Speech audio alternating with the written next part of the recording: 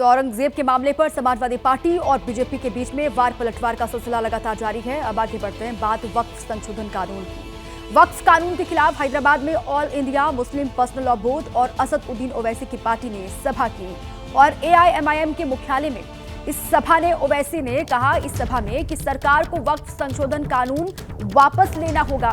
ओवैसी ने बीजेपी सरकार पर कई गंभीर आरोप भी लगाए। उन्होंने कहा कि पिछले 11 साल में मुसलमानों पर हमला किया जा रहा है। सरकार मुसलमानों की जमीन और मस्जिदें छीन रही है। हैदराबाद में हुई बैठक में नए वक्फ कानून के विरोध में होने वाले प्रदर्शनों का कैलेंडर जारी किया गया। वक्फ संशोधन कानून के खिलाफ रैली हुई है हैदराबाद में।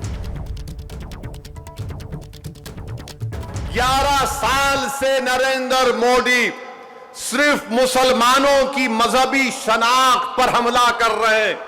11 साल से नरेंद्र मोदी सिर्फ मुसलमानों की मस्जिदों को छीनने की कोशिश कर रहे हैं।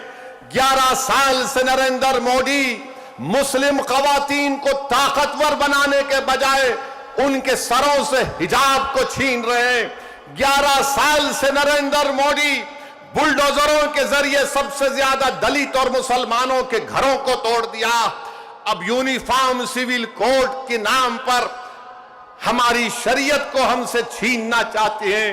वो शरीयत जो शरीयत एप्लीकेशन एक्ट 1937 है, जब संविधान बन रहा था तो बाबा साहेब अंबेडकर ने कहा था कि शरीयत एप्लीकेशन एक्ट बरकरार रहेगा, मगर आज नरेंद्र मोदी ये समझते हैं कि मैं बाबा साहेब अंबेडकर से बड़ा दूरंदेश हूं। मिस्टर मोदी, आप अंबेडकर के पैर की धूल भी नहीं है, इस बात को याद रख लो। आप अपने कब्रस्तानों को या ईदगाह को बचाने के लिए एहतजाज नहीं कर रहे।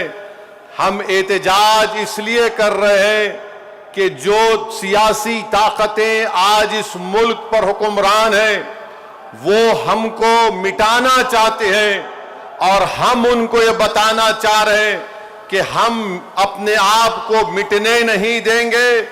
इंशाअल्लाह ताला जमहूरी तरीके से तुम मिट जाओगे। हम उनको बताना चाह रहे हैं कि हम झुकने वाले नहीं हैं। हम अंग्रेजों की 200 साल की गुलामी को कबूल नहीं किए, तो हम तुम्हारे इख्तिदार में तुम जो बैठे हो और तुम ऐसे कानून बना रहे हो जो हमारे आईन और संविधान के फंडामेंटल राइट के खिलाफ है। याद रखो मुसलमानों, बगैर ईमान के हम एक जिंदा लाश की तरह हैं। बगैर मस्जिदों के हम कुछ नहीं हैं। बगैर जायदादों के जिसका मालिक अल्लाह अगर कोई और कब्जा कर लेगा तो हम क्या जवाब देंगे रब्बे कायनात के सामने। थोड़ी तकलीफ उठाना पड़ेगा। मेरे अजीज दोस्तों और बुजुर्गों, हमको सिर्फ पुरअमन एहतजाज करना है ताकि हम आने वाली नस्लों को बता सकें कि 2025 में ऐसे भी नौजवान और बुजुर्ग और खवातीन थे जिन्होंने वक्त के फिरौन के सामने झुकने की तो बात तो छोड़ो, उन्होंने उसकी तकालीफ पर उफ भी नहीं कहा। हम जमहूरी तरीके से लड़ेंगे।